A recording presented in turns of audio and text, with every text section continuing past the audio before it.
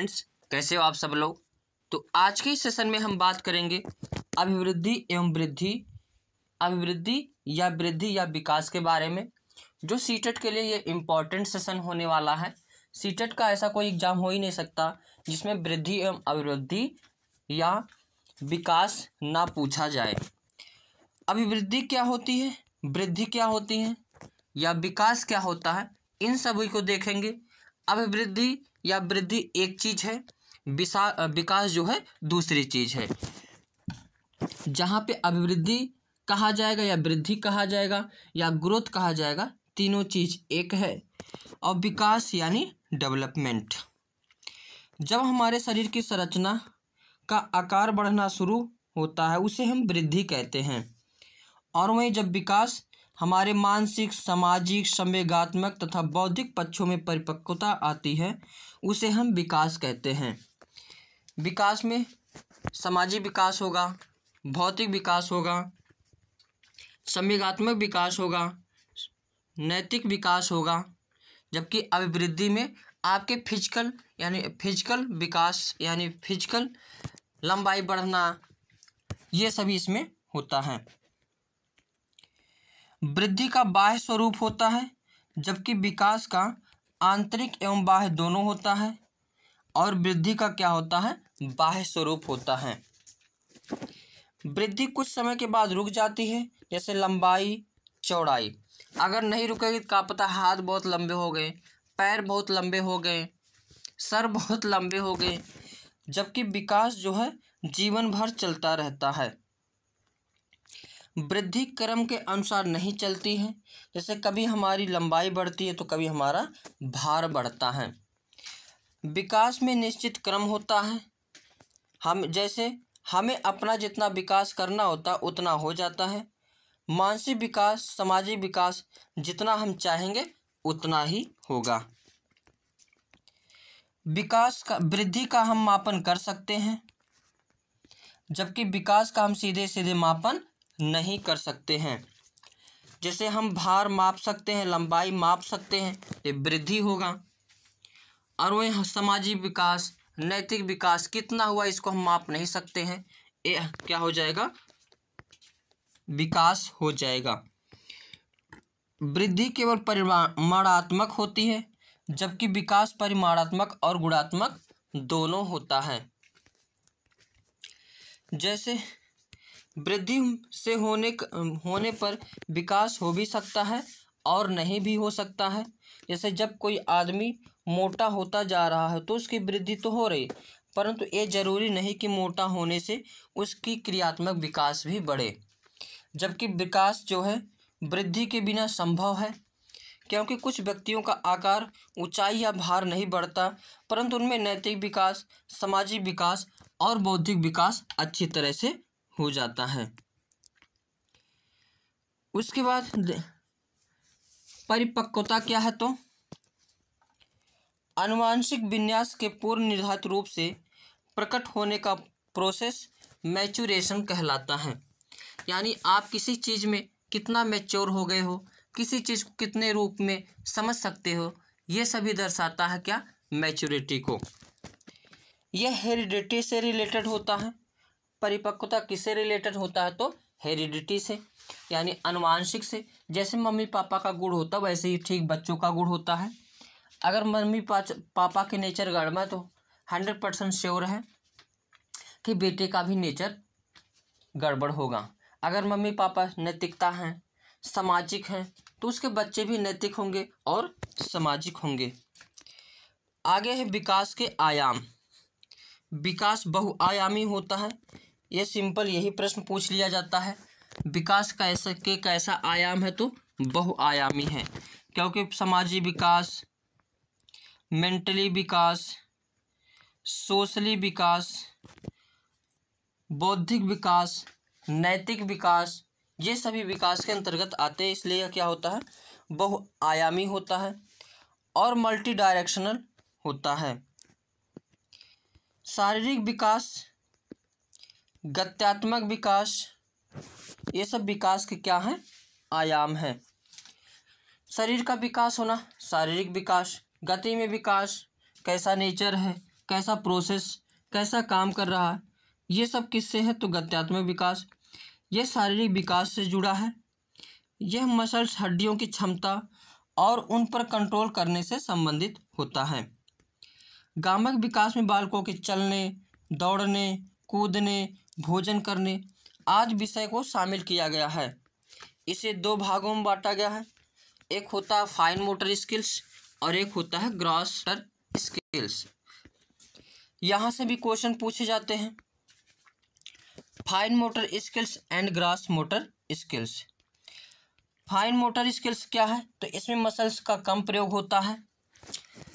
Fine motor skills में muscles का क्या होता है? कम प्रयोग होता है। जैसे पेंटिंग करना, फाइन मोटर स्किल्स, कलरिंग करना या राइटिंग लिखना, ये सब फाइन मोटर स्किल्स है। कटिंग करना, फाइन मोटर स्किल्स। चपाती बनाना या चपाती तोड़ के खाना, ये क्या है? फाइन मोटर स्किल्स है। जो गत्यात्मक कार्य होते हैं, अगर हम कम मसल्स का प्रयोग करते हैं उसे हम क्या कहते हैं? Fine motor skills. और दूसरा होता है ग्रॉस मोटर स्किल्स। इसमें मसल्स का यूज ज़्यादा होता है। जैसे स्विमिंग करना, स्विमिंग करने का पूरा शरीर हिलाना डुलाना पड़ जाता है। जंपिंग करना, पूरा शरीर हिलाना डुलाना पड़ जाता है। रनिंग, पूरा शरीर हिलाना डुलाना पड़ जाता है। तो ये क्या होगा? ग्रॉस मोटर स्किल्स होगा। मानसिक विकास या सामाजिक विकास। मानसिक विकास क्या है? कितना, कैसे, किस प्रकार से किसी प्रकार को कैसे सोच सकते हो। और एक होता है सामाजिक विकास, यानी समाज से इंटरेक्ट कैसे कर पाते हो, समाज के साथ कैसे रह पाते हो, या समाज के साथ खुद को ढाल लेना ही सामाजिक विकास हो जाएगा। सांवेगिक विकास, नैतिक विकास और भाषा विकास। अब देखते हैं बाल विकास के सिद्धांत। यहाँ से भी एक क्वेश्चन फिक्स होता है। बाल विकास के यानी प्रिंसिपल्स ऑफ चाइल्ड डेवलपमेंट क्या है? तो इसके कई प्रकार हैं। कौन कौन से कई सिद्धांत हैं? पहला, समान प्रतिमान का सिद्धांत। इसके अनुसार प्रत्येक जाति अपनी जाति के अनुरूप विकास के प्रतिमान का अनुसरण करती है। जैसे मानव का बच्चा मानव ही होगा, हाथी का बच्चा हाथी ही होगा, शेर का बच्चा शेर ही होगा। ऐसा नहीं हाथी का बच्चा शेर हो जाएगा, मानव का बच्चा हाथी हो जाएगा। तो बाल विकास का पहला सिद्धांत यही कहता है कि समान प्रतिमान का सिद्धांत, यानी जो प्रजाति रहेगी उसी प्रजाति का ही बच्चा पैदा होगा। दूसरा, ये मोस्ट इम्पॉर्टेंट है, विकास के दिशा का सिद्धांत। विकास की दिशा का सिद्धांत, प्रिंसिपल्स ऑफ डायरेक्शन। विकास की दिशा सिर से पैर की तरफ चलती है और दूसरी केंद्र से बाहर की तरफ चलती है। विकास दो प्रकार से बच्चों में होता है। जब हमारी विकास की दिशा सिर से पैर की तरफ चलती है उसे हम मस्काधोमुखी या सिफेलोकॉर्डल कहते हैं। मोस्ट इम्पॉर्टेंट, इसको याद रखना है। अगर सिर से पैर की तरफ यानी मस्तिष्क से बाकी शरीर की तरफ, तो सी से सिर याद कर सकते हो, यानी सिफेलोकॉर्डल, हिंदी में मस्काधोमुखी, यानी सिर से पैर की तरफ विकास होता है। दूसरी तरफ जब हमारे विकास का क्रम मध्य से शुरू होकर बाह्य की तरफ होता है तो यह समीप दूरभिमुख यानी प्रॉक्सिमोडिस्टल कहलाता है। अतः कह सकते हैं कि विकास क्रमिक होता है। ये मोस्ट इम्पॉर्टेंट है, जरूर देखने को आएगा। सिफेलोकॉर्डल और प्रॉक्सिमोडिस्टल। तीसरा सिद्धांत है निरंतरता का सिद्धांत। विकास कभी रुकना रुकने वाली प्रक्रिया है। यह जीवन पर्यंत चलने वाली प्रक्रिया है। केवल इसकी गति मंद और तेज होती है। यह माँ के गर्भ से मृत्यु तक होता रहता है। विकास की निरंतरता का सिद्धांत में यही कहा जाता है कि विकास जो है जन्म से लेकर कब्र तक होता रहता है। चौथा है सामान्य से विशिष्ट क्रियाओं का सिद्धांत। क्या आप लोगों में से कोई ऐसा बच्चा है जो पहले चला हो फिर उसके बाद बकैया चला हो, पहले दौड़ा हो फिर बकैया चलना सीखा हो? नहीं, सभी लोग पहले बकैयाँ चलते हैं फिर दौड़ते हैं। तो यानी विकास सदैव सामान्य से विशिष्ट क्रियाओं की ओर चलता है, ना कि विशिष्ट से सामान्य की ओर। जैसे पहले बच्चा उठता है, फिर बैठना सीखता है, फिर चलना है, फिर उसके बाद दौड़ता है। अगर कोई ऐसा हो जो पहले दौड़ा हो फिर बकैयाँ चलाओ तो कमेंट बॉक्स में ज़रूर लिखें। 5वां सिद्धांत है पूर्वानुमान का सिद्धांत। विकास पूर्वानुमान होता है क्योंकि हम पहले ही अनुमान लगा सकते हैं कि विकास किस दिशा में ज़्यादा होगा। जैसे कोई छोटा बच्चा होता है उसका नाम ही रख लिया, गुरु मुरु कलुआ गुरु गोरका पतरका मोटका, तो ये उसकी क्वालिटी पर पहले से ही दिख जाती है वो बच्चा कैसा होने वाला है, इसका भविष्य क्या होगा। इसीलिए इसे कहा जाता है पूर्वानुमान का सिद्धांत, यानी पूर्व से ही आप जो अनुमान लगा सकते हो। अगला है एकीकरण का सिद्धांत, प्रिंसिपल ऑफ। बच्चों में एकीकरण का गुण पाया जाता है। जब हम किसी काम को करने के लिए अपने हाथ पैरों को एक साथ मिलाकर करते हैं तो एकीकरण कहलाता है। जैसे देखोगे छोटे बच्चे जो होते हैं पूरा उंगली से ऐसे चाहे जो भी पकड़ना रहे पकड़ेंगे और बहुत प्यारा लगता है, पूरा पकड़ते लेकिन सारे नीचे चले जाते हैं, केवल एक या दो हाथ में आता है। तो एकीकरण के सिद्धांत में यही कहता है। फिर उसके बाद धीरे धीरे बच्चा जो है पूरे चीज़ को एक साथ ही पकड़ने लगता है। और हर चीज़ को कैसे पकड़ा जाता है, पूरे मुट्ठा से ही, अगर चम्मच को से उसको काम करना है तो पूरा मुट्ठा से ही चम्मच पकड़ेगा और खाएगा। तो इसे क्या कहते हैं, एकीकरण का सिद्धांत कहते हैं। अगला है व्यक्तिगत भिन्नता का सिद्धांत। बच्चों के विकास व्यक्तिगत भिन्नता के अनुसार चलता है। किसी में विकास की गति तेजी तो किसी में स्लो होती है। जैसे देखना, समान रूप में पैदा हुआ बच्चा, कभी एक बच्चा बड़ा हो जाता है, एक बच्चा छोटा हो जाता है, कोई बच्चा मोटा हो जाता है, कोई बच्चा पतला हो जाता है। तो व्यक्तिगत विभिन्नता का सिद्धांत होता है। बच्चों के विकास में इंडिविजुअल डिफरेंस पाई जाती है।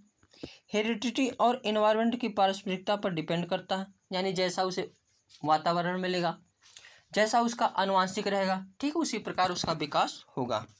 इन्हीं दोनों की वजह से इंडिविजुअल डिफरेंस होते हैं। हमारी इंटेलिजेंस, मोटिवेशन, इंटरेस्ट आदि सभी अलग अलग होते हैं।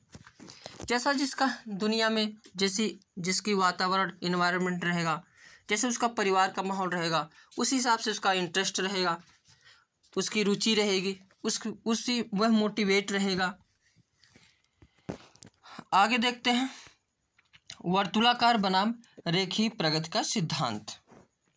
Principal of spiral versus linear advancement, यानी विकास कभी रेखीय नहीं होता, मतलब वह कभी सीधा रेखा में, ऐसे बिल्कुल सीधी रेखा में नहीं चलता है, जबकि उसकी गति कभी धीमी हो जाती है और कभी तेज हो जाती है, यानी वर्तुलाकार वह जो है विकास होता है। ये भी मोस्ट इम्पॉर्टेंट पूछा जाता है।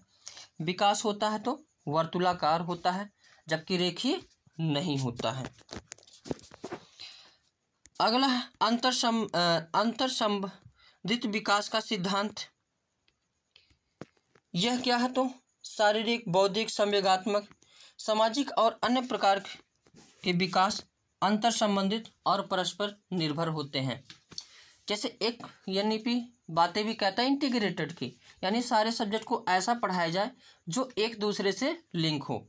उसी प्रकार जो विकास होता है सोशली, नैतिक, फिजिकल, ये सभी एक दूसरे से इंटरकनेक्टेड होते हैं, यानी एक जो है अंतर संबंधित होते हैं। और सीजीपी के फॉर्म में कहोगे, यानी लैंग्वेज के फॉर्म में कहोगे तो एकीकृत होते हैं। अब आगे देखते हैं विकास की अवस्थाएं। यहाँ से एक नंबर भी श्योर है 100%। बाल विकास की अवस्थाएं, स्टेज ऑफ चाइल्ड डेवलपमेंट। पहली अवस्था होती प्रसव पूर्व अवस्था, जो 9 महीने से 280 दिन तक होता है। यह अवस्था माता के गर्भाधान से शुरू होती है।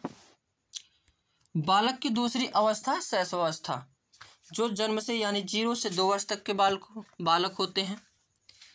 0 से 2 वर्ष तक के बालकों को शैशवावस्था कहा जाता है। और इसमें इस अवस्था में शिशु पूर्ण रूप से माता पिता पर निर्भर रहता है और उसका व्यवहार मूल प्रवृत्तियों पर आधारित होती है। इसमें शारीरिक विकास तेज होता है, मोस्ट इम्पॉर्टेंट, मानसिक विकास और अधिगम की अवस्था, ये सभी विकास तेजी से होता है। इसमें शैशवावस्था में नैतिकता का अभाव होता है।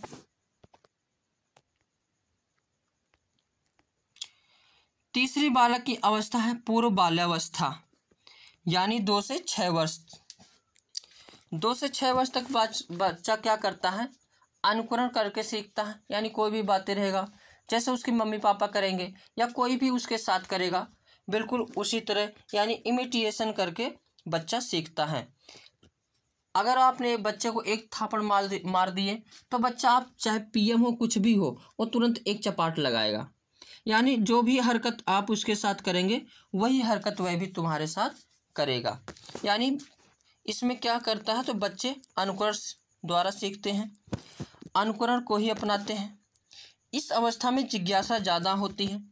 जो छोटे बालक होते हैं बाल्यावस्था, ये बालक हर चीज़ को पूछते रहते, पापा ये कैसे हुआ, मम्मी ये कैसे हुआ, ये कैसे होता है, तो इनके अंदर जिज्ञासा भरी होती है।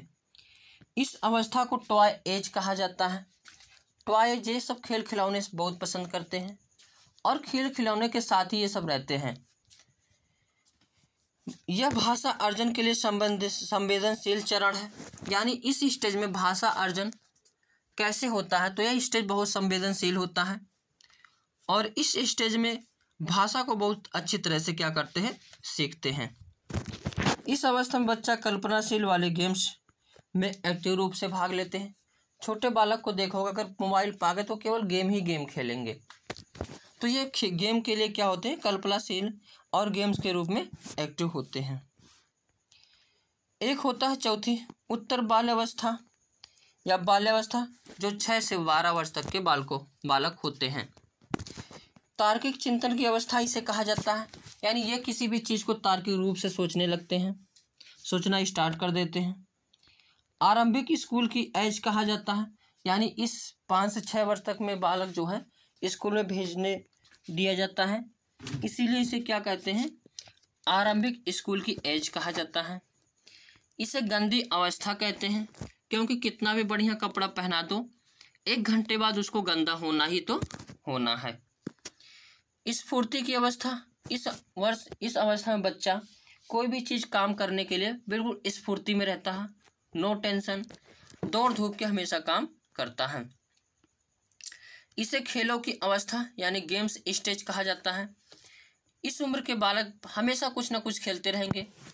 सबसे मस्त लाइफ यही लाइफ होती है, नो टेंशन, नो जिम्मेदारी, ना स्कूल का टेंशन, कोई जिम्मेदारी नहीं होती। इस अवस्था में संग्रहण की प्रवृत्ति विकसित होने लगती है। यानी इस स्टेज में बालक क्या करता है, संग्रहण करने लगता है।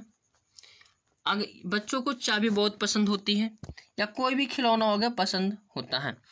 ये सब एक अपना स्टोर रूम बनाए रखते हैं और उसमें सारा चीज़ ले जाकर क्या करते हैं, रख देते हैं। इसे टोली, समूह या गैंग की अवस्था कहा जाता है। इसे जीवन का अनोखा काल कहा जाता है। अनोखा काल क्यों कहा जाता है, क्योंकि ये मस्त वाली ज़िंदगी होती है, नो टेंशन, कोई दिक्कत नहीं, करो तो सही, ना करो तो सही, खेलते कूदते रहेंगे, हमेशा किसी किसी के साथ घूमते रहते हैं। और इस अवस्था में समान लिंगों में का आकर्षक होता है। यानी बालक बालक के साथ रहेगा, बालिका बालिका के साथ। अगली अवस्था है किशोरावस्था, जो 12 से 13 यानी 12 या 13 से 18 वर्ष तक के बालकों में पाई जाती है। यानी 12 से 18 वर्ष तक के बालक को क्या कहा जाता है, एडोलेसेंस या किशोरावस्था। इंग्लिश में भी एक क्वेश्चन पूछा जाता है हरियाणा टीजीटी में कि किशोरावस्था को इंग्लिश में क्या कहा जाता है, तो एडोलेसेंस। इसमें देखते हैं, इसे जीवन का सबसे कठिन काल कहा जाता है, क्योंकि सारे भूचाल इसी में आते रहते हैं। लाइफ को सेट करना है, बीवी को सेट करना है, परिवार को सेट करना है, जिंदगी को सेट करना है, सभी क्रियाएं इसी स्टेज में करना होता है। और इसमें सभी लोग डिप्रेशन में चले जाते हैं। मैं भी गहरी डिप्रेशन में चला गया था जिसका कोई तोड़ नहीं था, लेकिन किसी प्रकार धीरे धीरे सीडीपी पढ़ाते पढ़ाते सीडीपी का जानकार हो गया और इसीलिए मैं अपने आप को जो है संभाल लिया। सीडीपी पढ़ना वैसे भी पढ़ाई के लिए आवश्यक नहीं है, लाइफ को जीने के लिए भी आवश्यक है।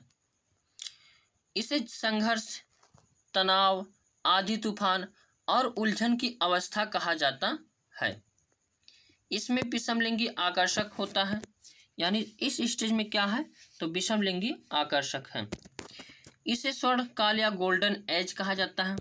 बाल्यावस्था को अनोखा काल, लेकिन इसे गोल्डन एज कहा जाता है। इस अवस्था में वीर पूजा यानी हीरो वर्शिप की भावना विकसित होती है।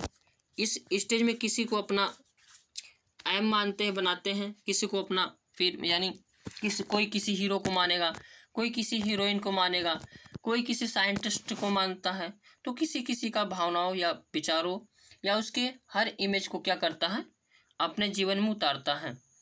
इस अवस्था में बच्चे अमूर्त चिंतन करने लगते हैं। बुद्धि क्या है इसका सही डिफिनीशन तो नहीं मिलता है, लेकिन जो भी है समस्याओं को सुलझाने में मदद करती है। तो बुद्धि एक प्रकार से क्या है तो समस्याओं को सुलझाने वाली युक्ति है। बुद्धि से ही व्यक्ति तर्क करता है, सोचता है, कल्पना करता है। और इंटेलिजेंस एक मल्टी डायमेंशनल है और कठिन योग्यताओं का कॉम्प्लेक्स का एक सेट होता है। बुद्धि कई मनोवैज्ञानिकों ने बताया कि एक प्रकार की बुद्धि है, कुछ मनोवैज्ञानिकों ने बताया कि कई प्रकार की बुद्धि है। तो यह एक जटिल प्रक्रिया तो है ही। अब इसके बारे में धीरे धीरे डिटेल से पढ़ते हुए आगे चलते हैं। बुद्धि अस्थायी और परिवर्तनशील है। बुद्धि अनुकूलन स्थापित करने में हेल्प करती है, मदद करती है। बुद्धि ही सीखना, जिंदगी को जीना सिखाती है, कैसे बातों को मैनेज करना है ये भी सिखाती है। अब धीरे धीरे आगे चलते बुद्धि के प्रकार, एक एक टाइप मोस्ट इम्पॉर्टेंट है और हर टाइप को देखते हुए चलते हैं। थर्डाई के अनुसार बुद्धि कितने प्रकार से है तो 3 प्रकार बताए हैं। कौन कौन से 3 प्रकार हैं देख लेते हैं। पहला है मूर्त बुद्धि। थार्डाइक महोदय के अनुसार बुद्धि कितने प्रकार से है तो 3 प्रकार से। पहला है थार्डाइक बुद्धि, थार्डाइक कह रहा हूँ, सॉरी दोस्तों, मूर्त बुद्धि, जिसको हम कहते हैं इंग्लिश में कॉन्क्रीट इंटेलिजेंस। मूर्त बुद्धि से अभिप्राय है जो चीज़ें हमारे सामने होती है। अमूर्त का मतलब प्रत्यक्ष चीज़ों को देखकर हम कार्य करते हैं, यानी कोई वस्तु जो आगे दिखाई देती है और उसके बारे में सोचना, विचार करना, यह मूर्त बुद्धि के अंतर्गत आएगा। जैसे मैकेनिक हो गया, कारीगर हो गया, ये सब किसके उदाहरण हैं तो मूर्त बुद्धि के उदाहरण हैं। थार्डाइक के अनुसार दूसरी बुद्धि क्या है, अमूर्त बुद्धि। अमूर्त बुद्धि क्या होती है, जो सामने नहीं दिखाई देती है, यानी जो वस्तु हमको हमारे सामने ना दिखाई दे उसके बारे में सोचना या विचार करना, तो वहाँ पे कौन सी बुद्धि हो जाएगी तो अमूर्त बुद्धि हो जाएगा। और किसमें ये पाया जाता है तो पाया जाता है कवि हो गए, कवि विचारों से ही अपने लिखते हैं, कुछ चीज़ दिखाई नहीं देता फिर भी बढ़िया बढ़िया लिख डालते हैं। डॉक्टर हो गए, ये भी किसके उदाहरण है तो अमूर्त बुद्धि के उदाहरण है। चित्रकार हो गए, ये भी इमेजिनेशन करके पूरा चित्र बना देते हैं। ये सभी किसके उदाहरण है तो अमूर्त बुद्धि के उदाहरण हैं।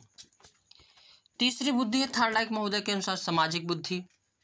यह बुद्धि क्या है तो जो समाज सेवी होते हैं, समाज के लिए कार्य करते हैं, सामाजिक बुद्धि के अंतर्गत आते हैं।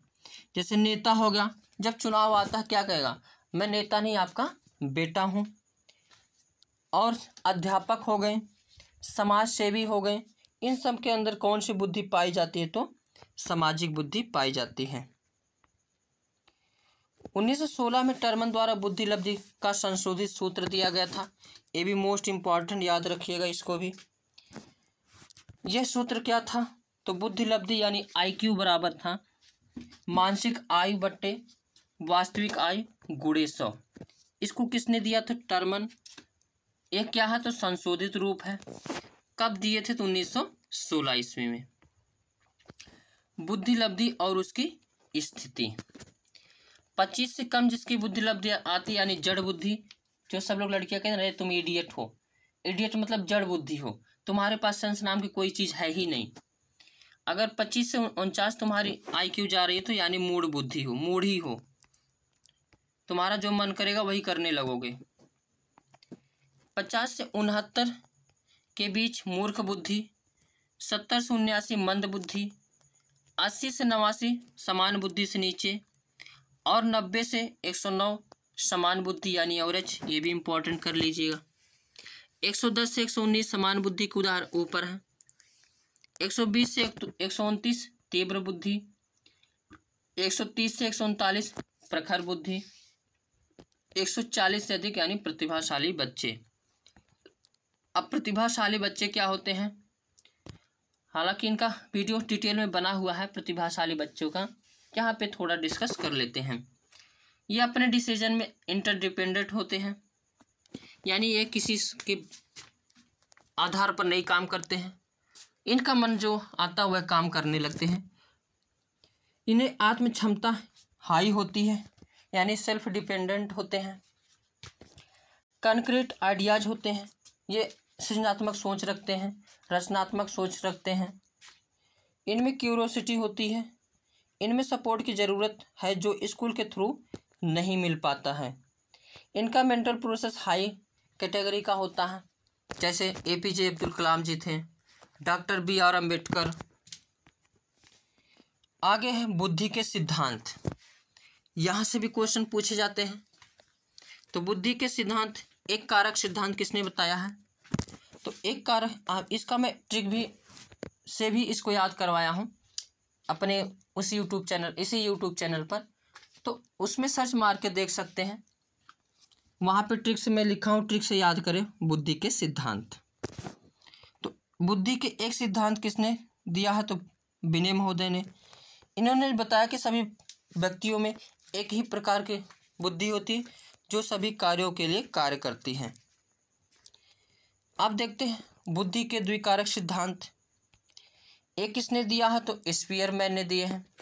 ट्रिक है, एक विनय था जो 2 स्पीयरमैन के साथ रहता था। तो एक कारक सिद्धांत अल्फ्रेड विनय, 2 कारक सिद्धांत स्पीयरमैन। इन्होंने बताया कि बुद्धि 2 तत्वों से मिलकर बनी होती है। पहले होता है समान तत्व और दूसरा होता है विशिष्ट तत्व। कभी कभी यहाँ से G और S का फुल फॉर्म भी पूछ लिया जाता है। तो समान तत्व यानी जनरल फैक्ट, जनरल एबिलिटी, और विशिष्ट फैक्ट तत्व यानी यस फैक्टर, स्पेसिबिलिटी। समान तत्व जो वह होता है जो समान बुद्धि जन्मजात होती है और यह हर किसी में अलग अलग होती है। और विशिष्ट तत्व क्या है? तो यह दूसरों से अर्जित करने वाली बुद्धि होती है। जैसे इनके सभी लोग सिंगर नहीं होते हैं, सभी लोग अभिनेता नहीं होते हैं। यहाँ पे गायक हैं और इनके पुत्र भी क्या हैं? अच्छे गायक हैं। तो जनरल बुद्धि हो गई। और इसके अलावा जो गुण अर्जित करेंगे वो कौन सी हो जाएगी? विशिष्ट हो जाएगा। और एक होता है समूह तत्व कारक सिद्धांत, यानी कुछ वैज्ञानिकों ने बताया, मनोवैज्ञानिक, कि बुद्धि के कई कारक हैं, कई तत्व हैं। तो इस सिद्धांत का प्रतिपादन कौन है? तो थर्स्टन महोदय हैं। ट्रिक है, एक विनय था जो 2 स्पीयरमैन के साथ रहता था और फिर वह लुईस के साथ समूह में रहने का फैसला किया, यानी लुईस थर्स्टन महोदय ने समूह तत्व कारक का सिद्धांत का प्रतिपादन किया। इस सिद्धांत के अनुसार बुद्धि कई प्रकार की योग्यताओं का मिश्रण है जो विभिन्न समूहों में पाई जाती है। मोस्ट इंपॉर्टेंट हार्वर्ड गार्डनर महोदय आते हैं। हार्वर्ड गार्डनर महोदय बहुबुद्धि के सिद्धांत के प्रतिपादक हैं और ऐसा कोई एग्जाम हो ही नहीं सकता जिसमें हार्वर्ड गार्डनर ना पूछे जाएं। ये थ्योरी इस बात पर जोर देती है कि बुद्धि अलग अलग दिशाएं यानी दशाएं होती हैं। हार्वर्ड गार्डनर महोदय ने बताया कि बुद्धि के अलग अलग प्रकार हैं और जिसके अंदर जो बुद्धि, जिस प्रकार की बुद्धि पाई जाती है वह व्यक्ति वैसे ही होता है। पहली बुद्धि इन्होंने बताया शाब्दिक भाषाई बुद्धि। इसके माध्यम से शब्दों और भाषा का ज्ञान होता है। यानी जिस व्यक्ति में ये बुद्धि पाई जाएगी उसमें इनका विकास अधिक हो तो वह जैसे वकील, कवि, पत्रकार, इन सभी के अंदर शाब्दिक भाषाई बुद्धि पाई जाती है। हार्वर्ड गार्टनर महोदय के अनुसार दूसरी बुद्धि कौन सी बताई है? गणितीय तार्किक बुद्धि। इस प्रकार जिस व्यक्ति में बुद्धि पाई जाएगी वह तार्किक योग्यता से पूर्ण होगा, मैथ कैलकुलेशन में तगड़ा होगा, जो वैज्ञानिक होगा। जैसे APJ अब्दुल कलाम के अंदर कौन सी बुद्धि पाई जाती है? तो तार्किक गणितीय बुद्धि। अगली है, इसमें प्रश्न पूछ लिया जाता है अकाउंटेंट, बैंकर, साइंटिस्ट में कौन सी बुद्धि पाई जाती है? तो तार्किक गणितीय बुद्धि पाई जाती है। तीसरी बुद्धि हार्वर्ड गार्टनर के अनुसार अस्थानिक बुद्धि। यानी यह अमूर्त तथ्यों के आधार पर मानसिक छवि बनाना, जैसे मूर्तिकार, चित्रकार, इन सभी के अंदर कौन सी बुद्धि पाई जाती है? तो अस्थानिक बुद्धि। अगला है शारीरिक गतिक बुद्धि। शारीरिक गतिक बुद्धि यानी शरीर को गति प्रदान करने वाली बुद्धि, जैसे अभिनेता हो गए, अभिनेत्री हो गई, एथलीट हो गए, डांसर हो गए, इन सभी में कौन सी बुद्धि पाई जाती है? तो शारीरिक गतिक बुद्धि पाई जाती है। अगली है संगीतात्मक बुद्धि। इस बुद्धि के अंदर संगीत की बुद्धि अधिक होती है। यानी यह बुद्धि जिसमें पाई जाती है वो सिंगर होगा, इंटरटेनर होगा। अगली बुद्धि है अंतर्वैयक्तिक बुद्धि। अंतर्वैयक्तिक बुद्धि जिसमें पाई जाएगी वह व्यक्ति दूसरों के साथ कैसे इंटरेक्ट करना है उसको, जैसे चुनाव का प्रचार आता है तो कहते हैं नेता नहीं, मैं आपका बेटा हूं, और प्रचार खत्म होने के बाद पता ही नहीं चलता बेटा कहाँ गया। अगला है अंतर्वैयक्तिक बुद्धि। इसके द्वारा खुद के साथ कैसे इंटरेक्ट किया जाए उस बुद्धि को हम क्या कहते हैं? अंतर्वैयक्तिक बुद्धि। यह जिस व्यक्ति में पाया जाएगा वह व्यक्ति खुद के बारे में सोचने लगता है। और जैसे जो आध्यात्मिक गुरु होते हैं उनमें अंतर्वैयक्तिक बुद्धि पाई जाती है। 8वां प्रकृतिवादी बुद्धि। हार्वर्ड गार्टनर महोदय के अनुसार जो प्रकृतिवादी बुद्धि होती है जिस व्यक्ति में पाई जाती वह प्रकृति के नज़दीक रहना चाहता है और इनका विकास अधिक हो, जैसे किसान है, इनके अंदर कौन सी बुद्धि पाई जाएगी? प्रकृतिवादी बुद्धि। 9वां और आखिरी बुद्धि इनके अनुसार है अस्तित्ववादी बुद्धि। इस बुद्धि के व्यक्ति हर चीज़ के अस्तित्व के बारे में सोचने लगता है, जैसे हम दुनिया में क्यों आए, भगवान कौन है, तो इस सब के अस्तित्व के बारे में सोचने वाले जो होते हैं वह अस्तित्व बुद्धि के अंतर्गत आते हैं। जैसे साधु संत, फिलोसफर, इन सभी के अंदर कौन सी बुद्धि पाई जाती है? तो अस्तित्ववादी बुद्धि। आलोचना इनकी हुई थी मल्टीपल इंटेलिजेंस थ्योरी, जो वैलिड नहीं माना जा सका क्योंकि इसमें अलग अलग इंटेलिजेंस को माप नहीं सकते हो।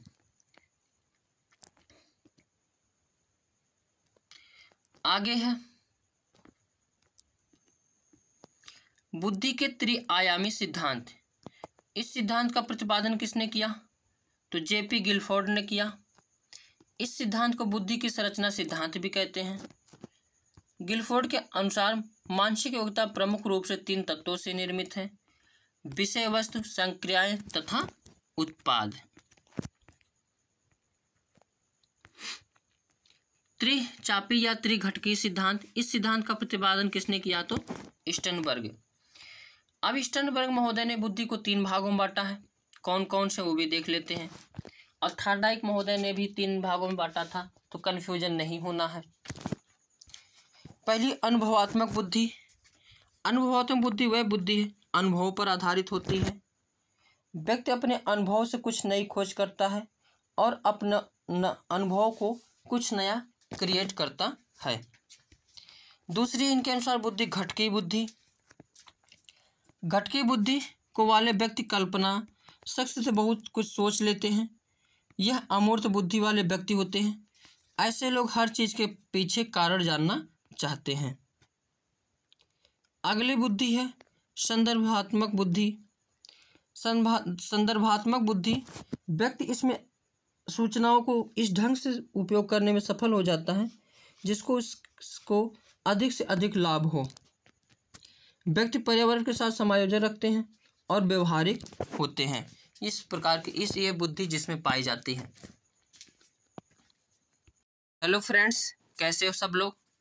तो आज के सेशन में हम बात करने वाले हैं अधिगम यानी लर्निंग। तो अधिगम जन्म से लेकर मृत्यु तक चलने वाली प्रक्रिया है। प्रत्येक परिस्थितियों से सीखता है बच्चा और अपने व्यवहार में परिवर्तन करता है। यही सीखना है, इसलिए हम कह सकते हैं परिस्थिति के अनुसार व्यवहार में परिवर्तन लाना ही सीखना है।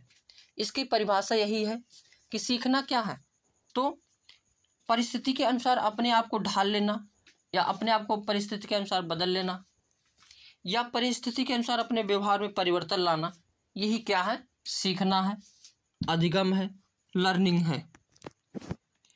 सीखना अनुकूलन प्रक्रिया है और सीखना सार्वभौमिक है। परिभाषा में दिया गया है परिस्थिति के अनुसार अपने आप को चेंज कर लेना यानी अनुकूलित हो जाना, और व्यक्ति जन्म से लेकर कब्र तक सीखता रहता है यानी यह सार्वभौमिक है। सीखना व्यवहार में परिवर्तन है। अगर तुम्हारे व्यवहार में परिवर्तन नहीं हो रहा यानी कुछ सीखे ही नहीं, सीख लिया यानी व्यवहार में परिवर्तन आ जाएगा। सीखना एक मानसिक प्रक्रिया है। सीखने के लिए दिमाग का प्रयोग करना पड़ता है, इसलिए इसे मानसिक प्रक्रिया कहा जाता है। स्कूल में अधिगम में प्रवेश से सहभागिता द्वारा कौशलों का ज्ञान अर्जन पर अधिक बल देना चाहिए। सार्थक अधिगम यानी मीनिंगफुल लर्निंग भी में एक समस्या पर विविध तरीकों से विचार करने के लिए प्रोत्साहित इनकरेज करना। अधिगम अधिक सार्थक और प्रभावशाली होता है अगर वह मुख्यतः स्वनिर्देशित हो। प्रारंभिक कक्षाओं में शिक्षण अधिगम प्रक्रिया के लिए करके सीखना यानी लर्निंग बाय डूइंग दृष्टिकोण अच्छा है, बेहतर है। अधिगम के लिए विद्यालय में सामाजिक अवसरों में भागीदारी महत्वपूर्ण है। अधिगम मुख्य रूप से एक सामाजिक प्रक्रिया है। प्रभावी अधिगम के लिए शिक्षार्थी की सक्रिय भागीदारी की आवश्यकता होती है।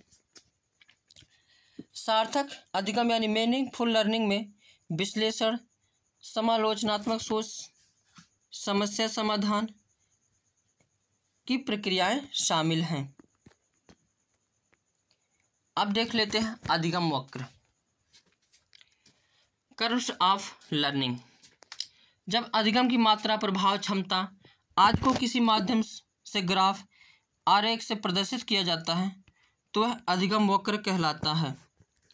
इसमें अधिगम की न्यूनता या अधिकता या शून्य स्थिति व्यक्त की जाती है, यानी तुम्हारा मेंटल सीखना अच्छा हो रहा है या बुरा हो रहा है या कुछ हो ही नहीं रहा, इसको दर्शाया जाता है।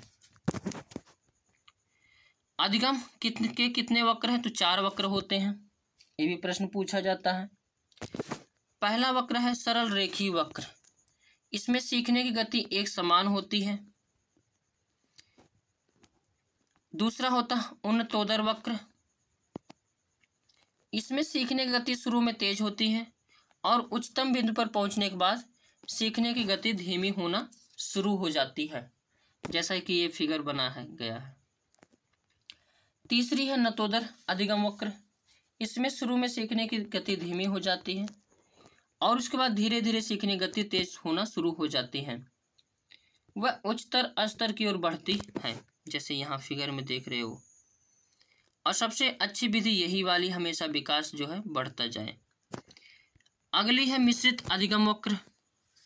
इसमें शुरू में अधिगम की गति तेज या धीमी और अंत में भी अधिगम की गति तेज या धीमी दोनों तरह के हो सकते हैं। यह वक्रों उन्नतोदर व नतोदर अधिगम वक्र का मिलजुला रूप होता है, यानी इसमें विकास होता भी है, नहीं भी होता भी है, नहीं भी होता है, यही चलता रहता है। अब देखते हैं अधिगम पठार, लर्निंग प्लेट्यू। अधिगम पठार, इसमें सीखने गति रुक जाती है, यानी उसमें ना तो उन्नत होती है ना ही अवनत। अधिगम का पठार में अधिगम की गति कितनी होती है? तो 0 होती है। आगे है शिक्षण के स्तर, लेवल्स ऑफ टीचिंग। शिक्षण के स्तर को 3 स्तरों में बांटा गया है।